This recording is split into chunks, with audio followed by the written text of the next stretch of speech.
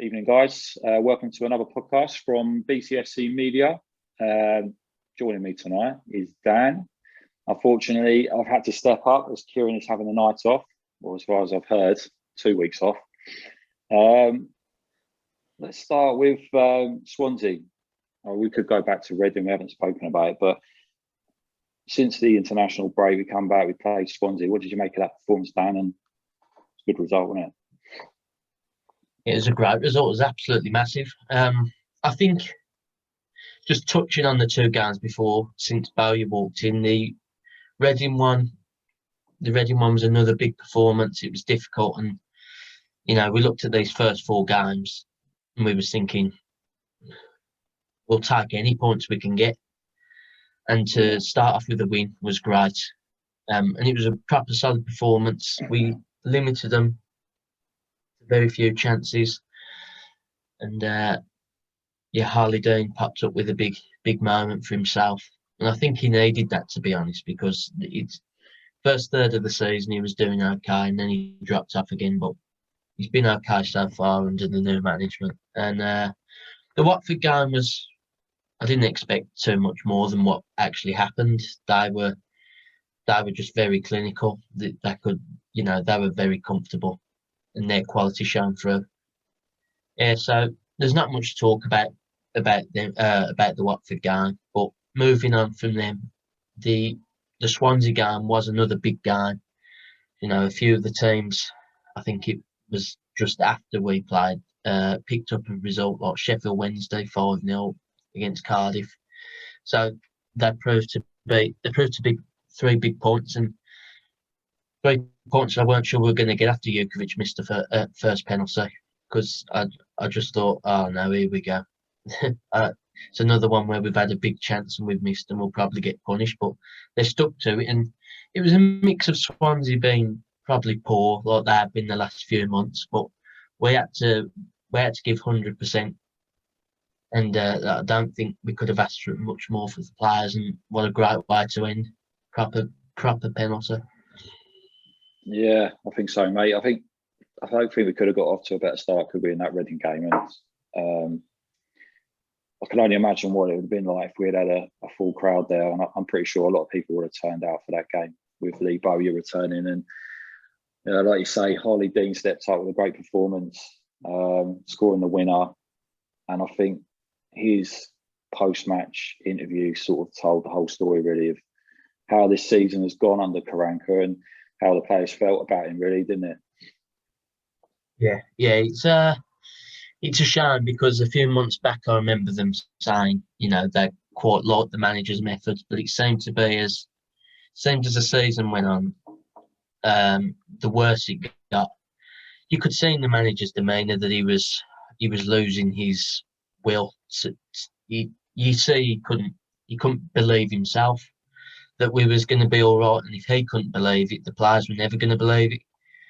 So yeah, you could see that the new man Bowyer has came in and instilled belief in them again. And I just hope that carries on there for the rest of the season, because, as you said, couldn't have got off to a better start.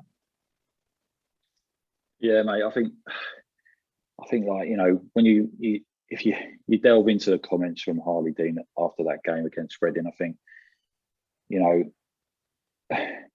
I felt that Karanka was losing the dressing room from around Christmas time. If you look at some of the results, and we've spoken about this on the last podcast, but when you're getting battered at home 4-0 to Derby and 4-1 to Middlesbrough, those are not the types of performances at home you see from a side that backs their manager, 100%. And they're not, like you said, the last sort of. Although you could argue some of the results weren't too bad before we went, barring obviously the dreadful result to Bristol City, churned out a good win against QPR, good win at Sheffield Wednesday, a creditable draw at Huddersfield. I know they got battered last night 7-0, but they had sort of started to experience an upturn in form before last night, and I think he just started to look like a beaten man, and it was his post-match interviews that were just winding everyone up, and the way that none of the blame fell on his shoulders it was always, the blame was always falling on individual errors, rather than, let's be honest, it's a team game, it's a collective. The blame should have been falling on everybody. And I think there was starting to become that divide, wasn't there, between the players and the manager. Yeah, I do think, as you say, you could see by his interviews, he looked beaten. And, he was a manager beforehand, before he came to Blues, that just seemed like he wouldn't give too much away, I don't think. He's very stern, like straight-faced. He wouldn't give too much away while he was failing a lot of the time. He had a few outbursts at Middlesbrough, but you could see he didn't. Even in his voice, he lost the purpose. And although I do think I've always said, I wanted it to work out for him. He was a good coach, but I think he's a good coach. But once you lose the changing room, they start believing. It don't matter how good you've been before, you're just not going to recover it. And as you said, a few of the results just before we left weren't too bad. I looked at the form table earlier, and over the past 10 games, we're 11th. But it was them 2 games just before we left, the 1-0 defeat to Barnsley and the horror show against Bristol, that you weren't coming back from them. And these 4 big games, let's be honest, we weren't getting 7 points under the former regime, so it had to happen. No, I think the only way we were going to get 7 points out of these 4 games that we've seen, that was to have a more of a positive approach and a positive outlook. And I think we've seen that in the performances. The Reading game, I think, a lot of people highlighted the complete, change. I'm trying to think of one of the better word, but in the substitutions and the approach to them, it wasn't a case of, okay, let's hold on at 1-1. It was like for like substitutions. The same happened against Swansea. 2 strikers went off, 2 strikers came on. There wasn't a holding midfielder coming on. There wasn't an extra defender coming on. And that's all we want to see. We just want to see a Birmingham side that has a go, and I feel like in the last 4 games, that's what they've done. Even at Watford, I don't feel it would have been quite easy for them to turn up and just park the bus, but they approached it in a way that we could have quite easily gone in at half-time 1-1. If Scott Hogan headed the ball with his head instead of his shoulder, I think we could have been looking at a bit more of a positive result. But, let's not dwell on that game too much, because Watford, like you say, they're a different level to us. Them and Norwich are just a complete different level, and that was essentially a Premier League side, and a side that's probably a stronger side than last season in the Premier League. So but that Swansea game for me, winning that game in the last minute was massive, and I think it really set the tone for our performance last night as well. I mean, like you say, when's the last time we've had 2 penalties in the same game? Well, the one that just popped into my head was probably Harry Redknapp's first home game. The last one against Huddersfield. Jukovic missed the first one. And Craig Gardner scored the second one, but that's a while back. They're probably our last 2 penalties as well that we've went from this season. We've hardly had any, and we've had a few stonewall decisions not been given. Yeah.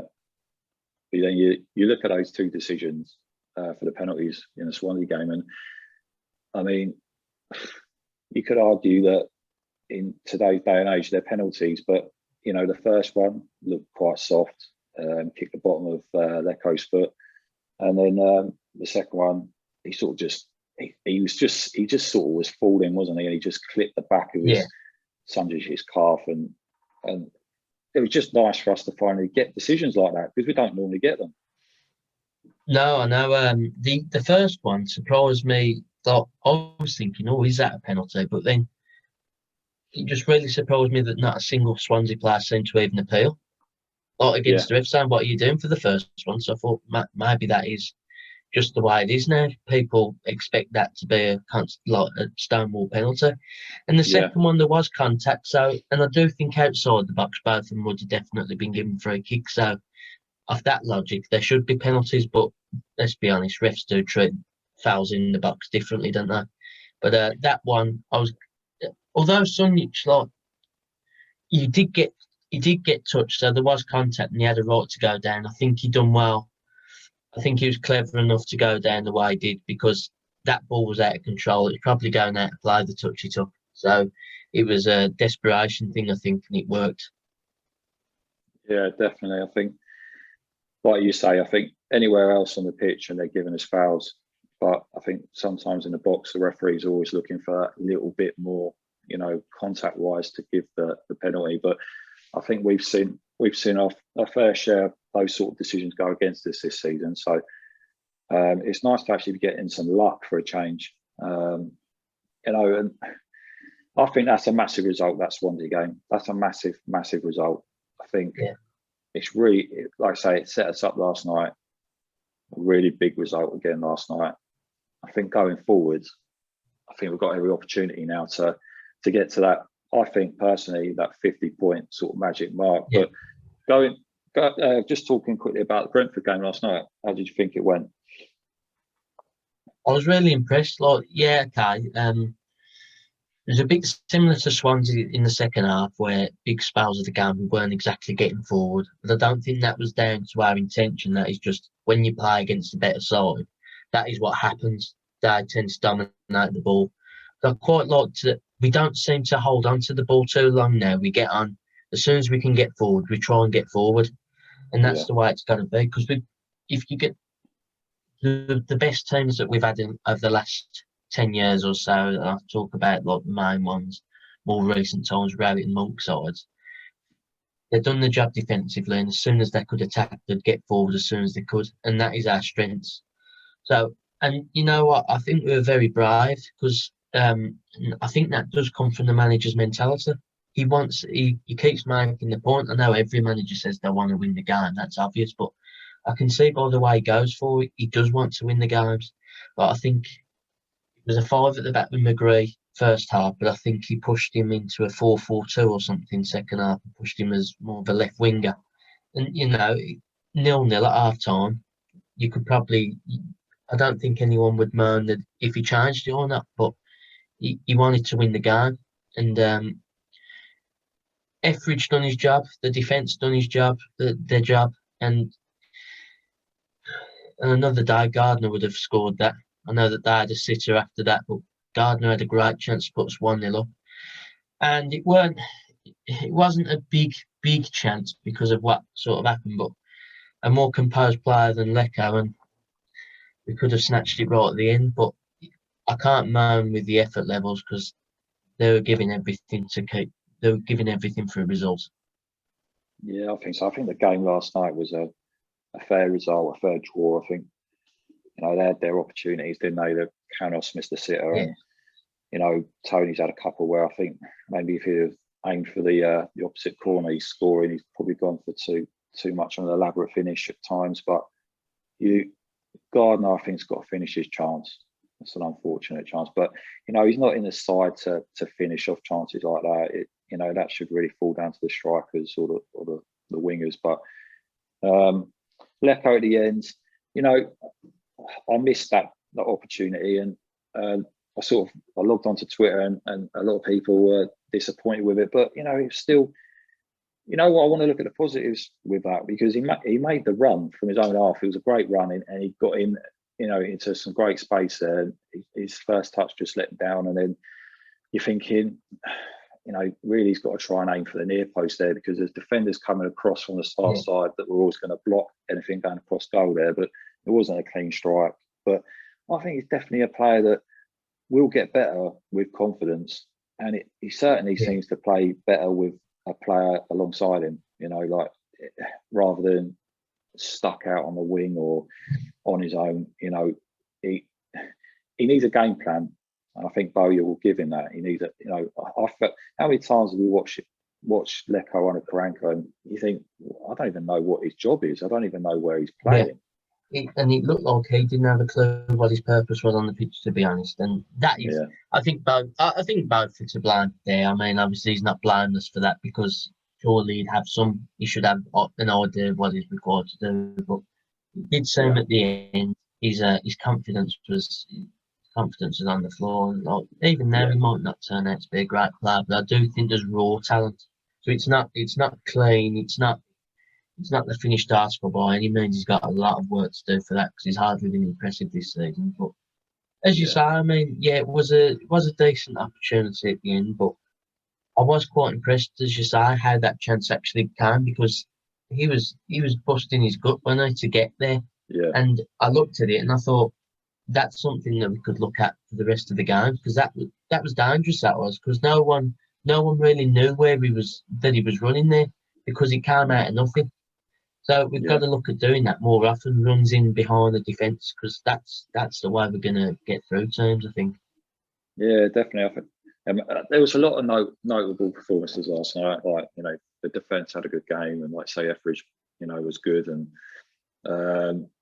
you know, Gary Gardner had a good game. I think Sunjic even had a good game, put himself about. But I mean, like, you know, like anyone looking at the team sheet at the beginning with Riley McGree called in, I thought, oh, where's he going to play? You know, initially I thought it was a 4-4-2, and he was going to play wide left, and he was just going to be swinging the balls in. But you know, I think he was tasked with playing a little bit further back, but you know, being tasked with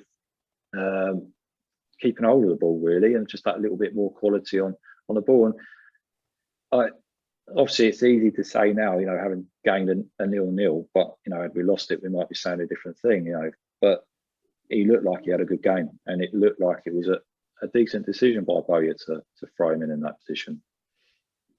Yeah, I think it's shown that, you know, the manager's brave. He's not worried about oh, if I make this change, what's going to happen? He's thinking what's the positives of if I make this change.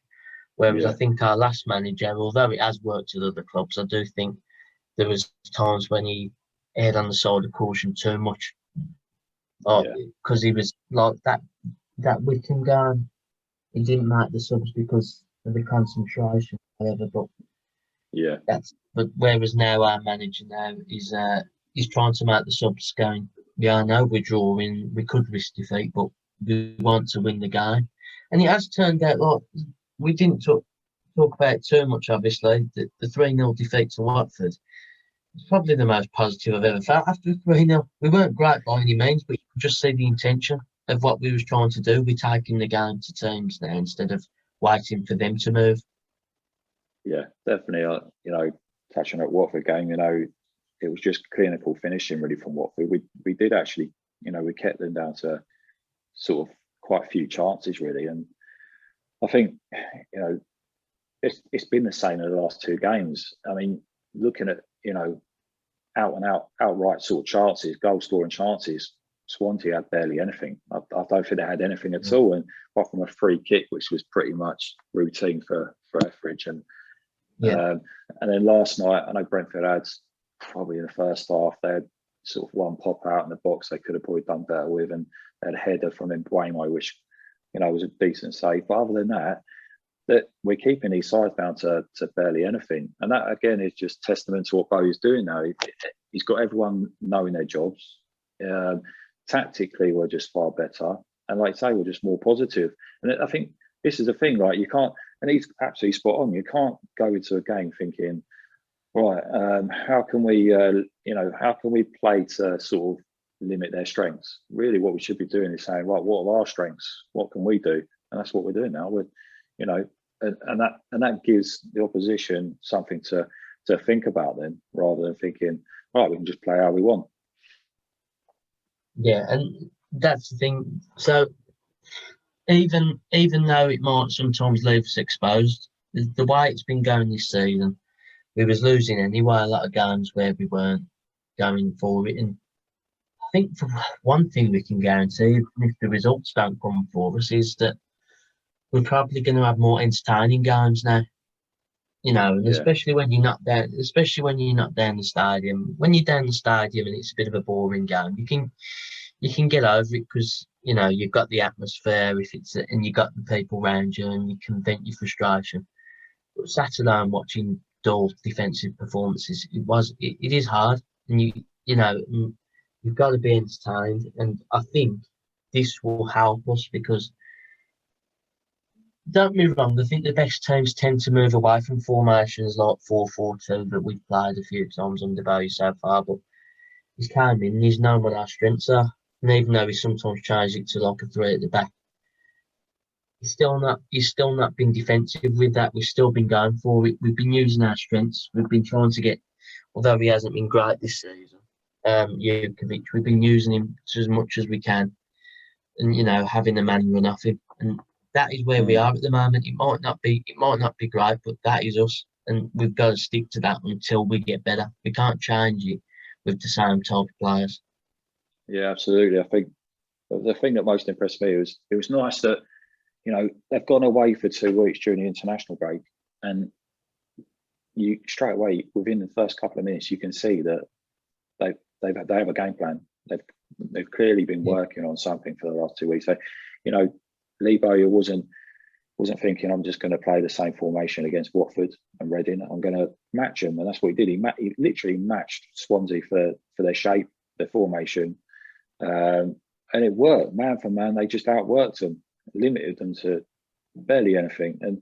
And again, last night, I think although he didn't match Brentford for their shape and formation, he thought, right, he had his ideas, and they worked. And I think the Swansea game, out of the four, I think the Swansea game is the one that impressed me the most. I know, Yeah. It was a last minute penalty, but I think it just the way we set up, the way that we limited them, and the way that I think it was a massive game. And Swansea, I know they're on a bad run,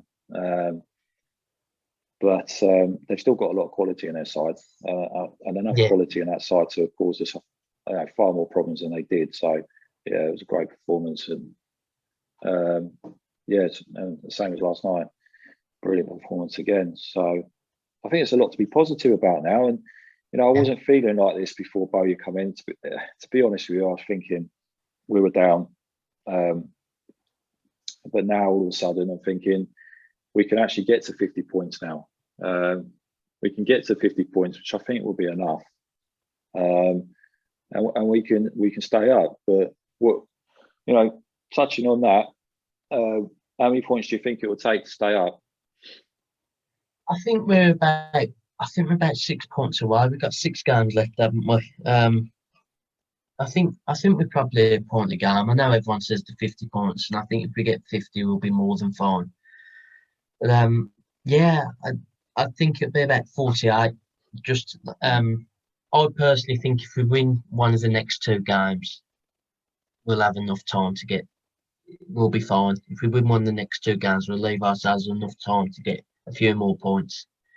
Say if we win Saturday, for example, I'm not saying that we will, but if we win Saturday, I'll be almost convinced that we should be fine then. Just because we'd have them 5 games, and I'd presume the way we've gone at the minute, we'd pick up more points. Yeah. And I think if we win Saturday, it can almost take a tiny bit of pressure off the Rotherham game to maybe not have to win. Like, you can get away with a draw if we win Saturday. Not saying that I want to draw against Rotherham, obviously. I think a win against them should seal the deal as well. But if we win Saturday, yeah, it's not a disaster if we drew to Rotherham, just as long as we didn't lose it. So, as you say, I think there's a lot to be positive about, because I'm now looking at, for the first time in a long time, looking at teams like, we're only a few points behind 17th. We could get above them soon, right? And we weren't looking at that before, were we? We was literally planning on just hoping that the other team lost the rest of their games this season, and just hope that we picked up the odd win. But now we're going into every game thinking we got a chance against anyone here. Yeah, I think so, mate. I think I was thinking that 46 would be, 47, 48 might be enough. I think, looking at Sheffield Wednesday, I think they're looking far better now under Moore. I think they're, even the other week they could have quite easily got something out of the Watford game. They missed a couple of sitters, and the result on Monday, where they've beaten Cardiff 5-0, was a phenomenal result for them. And I don't think that was a surprise, to be perfectly honest. I think Sheffield Wednesday will accrue quite a few points between now and the end of the season. I think they've got QPR away next, so I fully expect them to go down there. QPR playing for nothing, so I expect them to go down there and get a result. I think out of the three sides that are in the bottom three, the ones that are going to threaten us the most, I think, are Sheffield Wednesday. I think looking at the last Rotherham result, 3-0 at home to Wickham, and they're currently now the worst home side in the division. So I can't see them. I can't see them causing too many issues. I might be wrong. Football, this league's a strange league, isn't it? Anyone could beat anyone, but I think them and Wickham might struggle to get near us. But yeah, like I say, we've drawn other sides into it. We're alongside Coventry now. I think we're only a point behind Huddersfield, point behind Derby, with Derby to play. So, I think on the last day, I think Derby plays Sheffield Wednesday. So, if we could get above Derby, I would fancy Sheffield. I'd fancy Sheffield Wednesday to beat them. We might be okay. So, yeah, going back a few weeks ago, I thought Coventry were probably the team we needed to stay above. But looking at it now with a 7-point gap, really, we just got to try and keep the gap now between us and the bottom three now, really, and keep in touch with the sides above us. But like you say, I think a win on Saturday would set us on our way. I really do. And like you say, I think it'd take the pressure off then the Rotherham game. Obviously, we don't want to go losing it, but a draw wouldn't be the end of the world. And but I've just got this funny feeling that having had some good results recently and Stoke at home not playing for anything, I've got a bad feeling that we might scrape a draw. We might get a draw out of it. It's always the way, isn't it? We perform, even in our best years in the last few years, we always perform over the odds against the big teams, and then we'd go and lose at home to a team that aren't particularly either playing for anything. Or I remember even in the seasons under Rabbit when we were pushing for playoffs, we'd go and we'd beat like third in the league at home, and then we'd lose to bottom of the league 2-0 or something because we couldn't break them down. And that's always been our biggest weakness. Teams that come and try and be solid against us instead of playing the open football. That is our next challenge of can we break them down? Yeah, I think so. Stoke are not, they're not easy. They're not going to be an easy opponent. They've got strong players throughout the sides, particularly at the back. I think, I wouldn't be expecting a result in this game at all. And it's definitely the Birmingham way. And if there's a bit of last day drama to be had, we're going to be there, aren't we? We're going to be there at the party, aren't we? So, but an intriguing scenario is Blackburn away on the last day, and Blackburn are 4 points ahead of us at the moment. And that's the thing.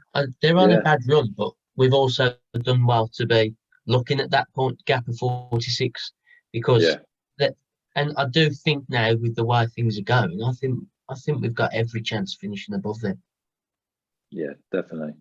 I think we're looking at the fixtures this weekend. I think Derby have got Norwich.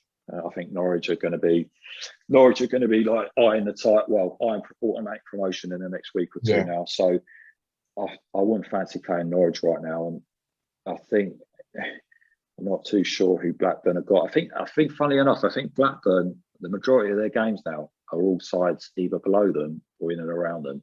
So Blackburn could have a lot to say now in the rest of this season. Yeah, and now that they've went from, I think it was around December, they were just hovering on the outside of the playoffs, looking if they can break in. Now, to be honest, if nothing changes soon, they might be one of the teams that are kicking themselves at the end of the season. Because, as you say, they're not just playing against other teams with nothing to play for now. They're playing teams who could possibly jump them. And I think Huddersfield at some point, maybe next game or so, got Rotherham, which is massive. Yeah, they have. I think that's this weekend. Yeah. Yeah, so maybe a draw or something like that. Can't be expecting too much, but the way it's going, I think then two sides. I can see them two sides probably playing out a draw. They're both on the back of terrible results. So are not going to It's want a to lose game to that it. neither side will want to lose, isn't it? So Yeah, they'll probably it'll probably be a real cagey game. yeah.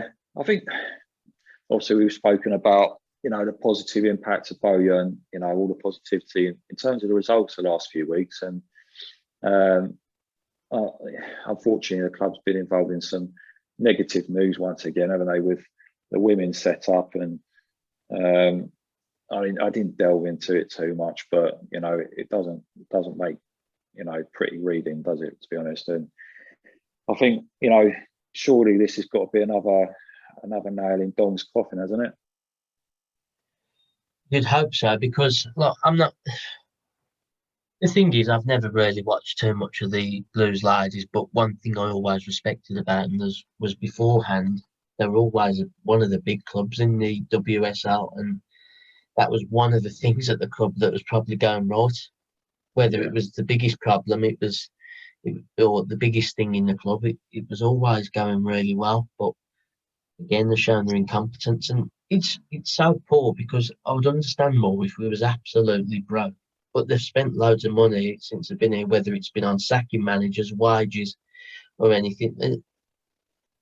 They will have money to throw in there. To be honest, I think it's just a kick in the teeth for the women's game, really. That they're just not seeing it as an important issue, and the Yeah, lack of respect they're being shown is really poor. And it just makes us look a laughing stock again, really. And it's disappointing, but you can't stay much longer. There's no way any boss in the world would look at what he's doing, what he's done, and think, yeah, he's done well. How many times do they have to step in and make the decision above his head? That should be enough to say, hold on, he's not too good at his job there, but it doesn't seem to be. But now, surely, it's getting to a point now where it was close last summer. I think after the Derby game, when there's a few fans outside the stadium, but it got recovered in the sense of a lot of us were happy with the appointment in the summer, even though it didn't work out. But now, I I don't think it will change, and I can't.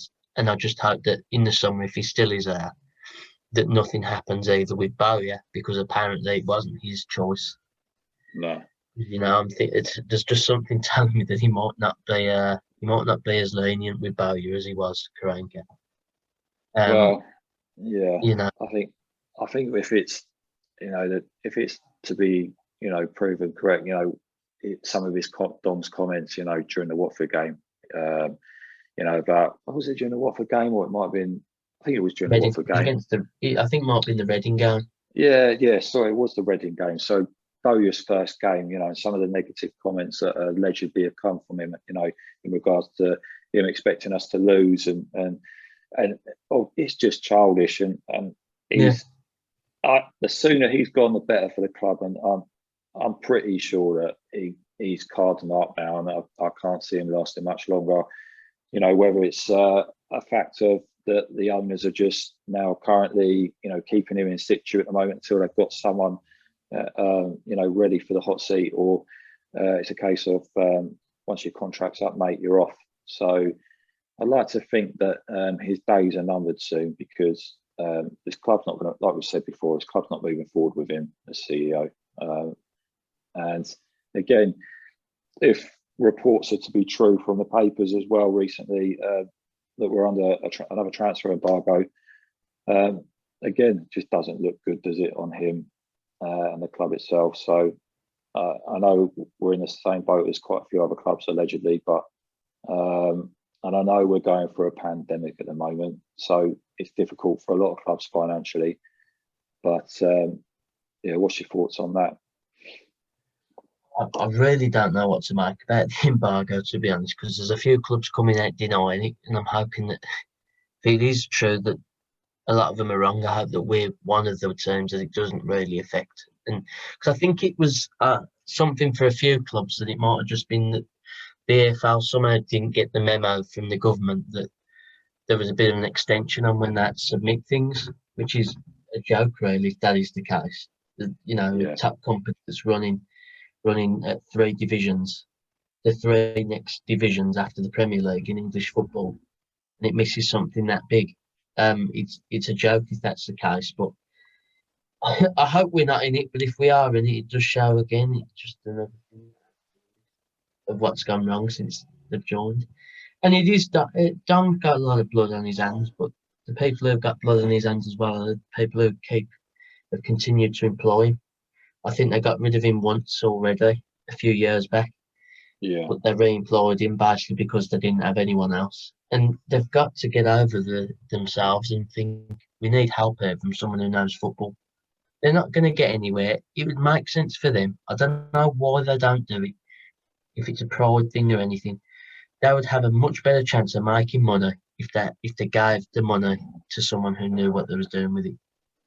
But until that happens, even like don't be wrong, the first problem is get rid of Don. We'll worry about what comes after that. We've just got to at least get rid of him to see what will happen next.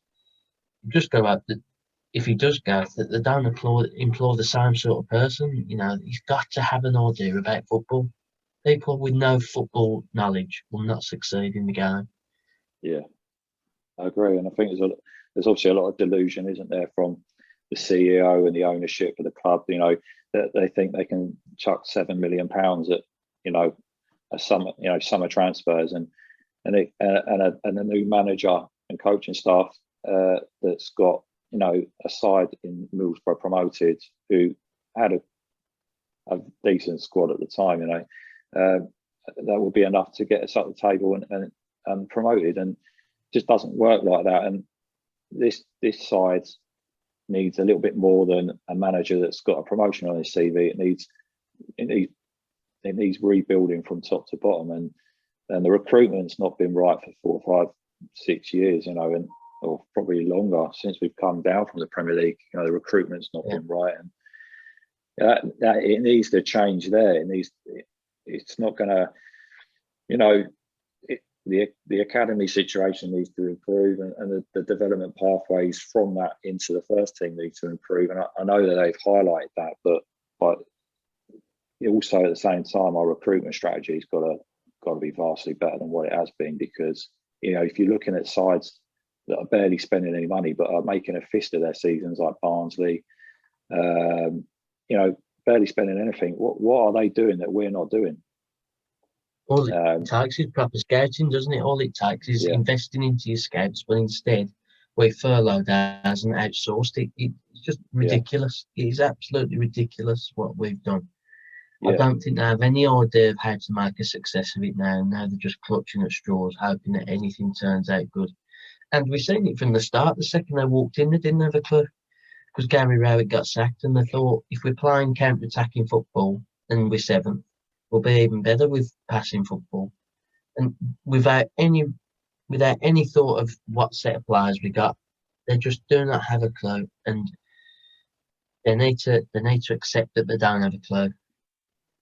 I agree. Just employ someone with any knowledge of football.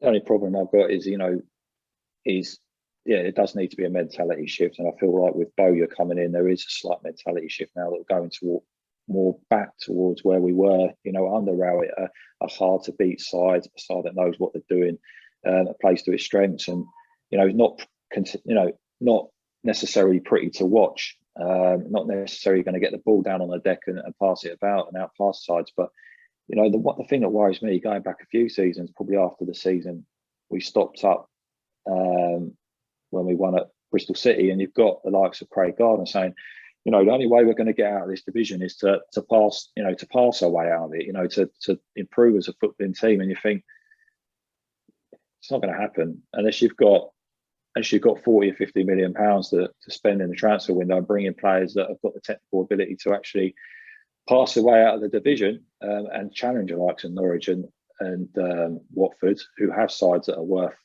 a lot more than 100 million pounds or in and around. Yeah.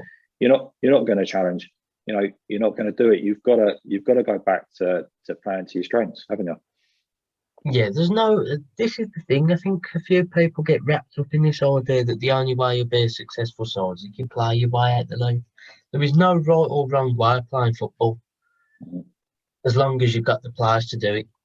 You have to play the style that suits the team that you have. That is the only way. It doesn't matter if that's passing football. If it is, then great.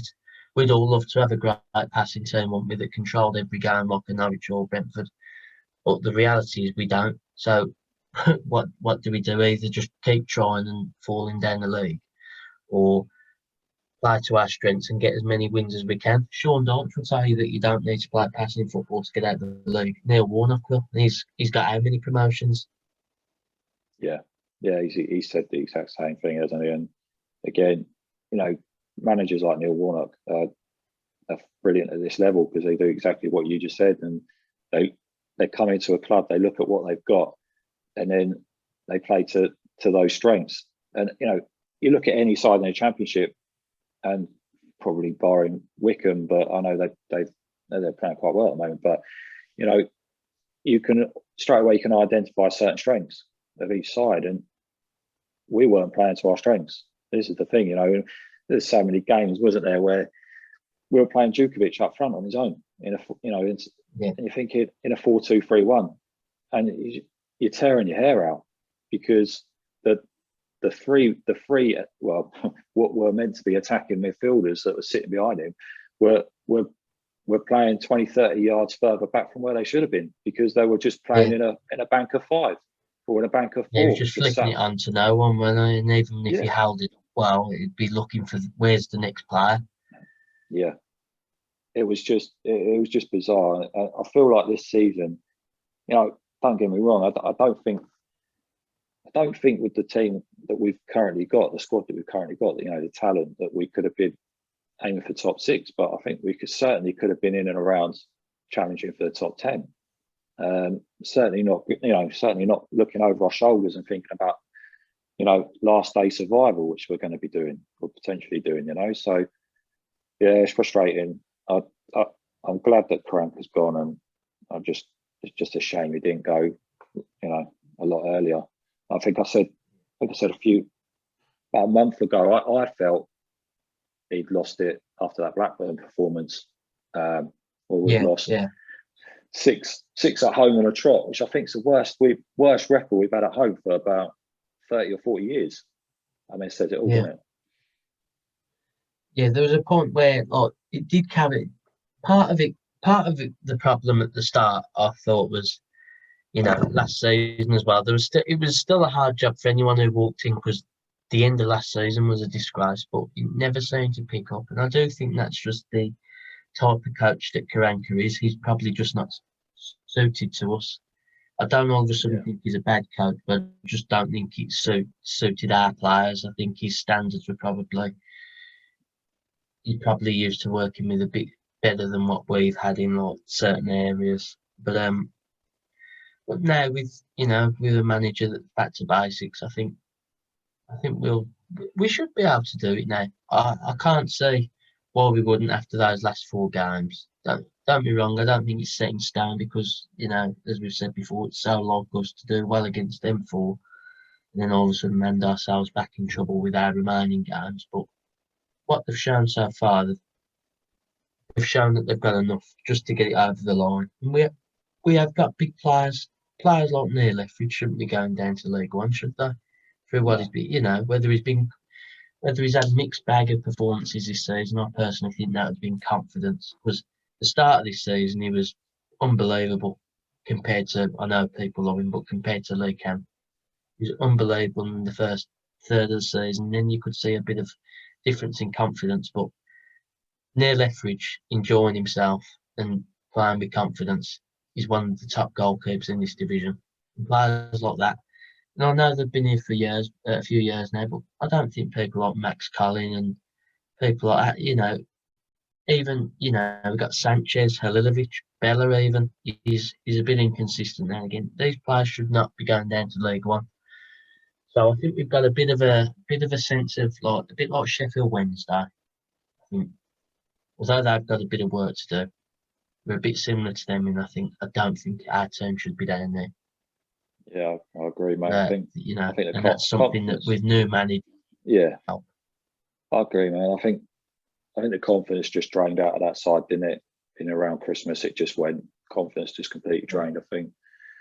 And Karanka wasn't going to get that confidence back in the side, and yeah, it's a shame. It's a shame it sort of it took so long, but unfortunately, with the politics above, you know, it was always going to take a while to oust the manager in a situation with, you know, it was Dong's choice, and it wasn't going to let him go without a fight, I take, I'm guessing. So anyway, we'll wrap it up with his prediction for Saturday, mate. And what do you think the score will be? And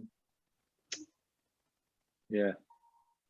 I think it's one of those games that, for some reason, I always think, oh, is it one where we're going to get brought down to earth? But I'm going to go with a 2-1 win. And that then, if that happens, I should feel fairly confident that we'll be all right then. Nice. I'm hoping that comes true, mate. I'm thinking myself 1-1. I'm not dead against a point.